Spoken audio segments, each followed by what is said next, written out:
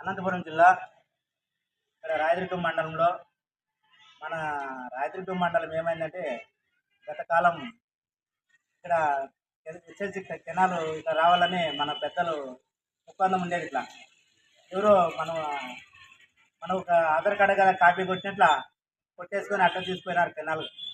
అందుకే ఇప్పుడు ఇది కరువు మండలం చేయాలనేది మా రాయలసీమ కమ్యూనిస్ట్ పార్టీ డిమాండ్.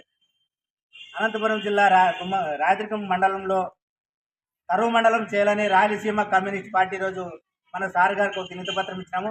దీనిపైన ఇది ఇంకా మొదలు ఈరోజు దీనిపైన ఇంకా పెద్ద ఎత్తున ముందుకు మీరు పట్టించుకొని పై అధికారులు పట్టించుకొని దీనిపై చర్య తీసుకోకపోతే రాయదుర్గం కరువు మండలం చేయాలనేది చర్య తీసుకోకపోతే మేము రాయలసీమ కమ్యూనిస్ట్ పార్టీ దీని మీదే పెద్ద ఉద్యమం చేస్తామని డిమాండ్ చేస్తున్నాము.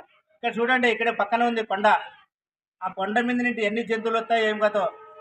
మీరు ఈ రాజరికము కరువు లేదు అని ప్రకటించినారు ఎప్పటికో.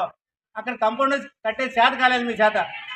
కంపౌండ్ కట్టిస్తే కొంచెం మనసులు కూడా భయం లేకుండా ఉంటాయి కదా.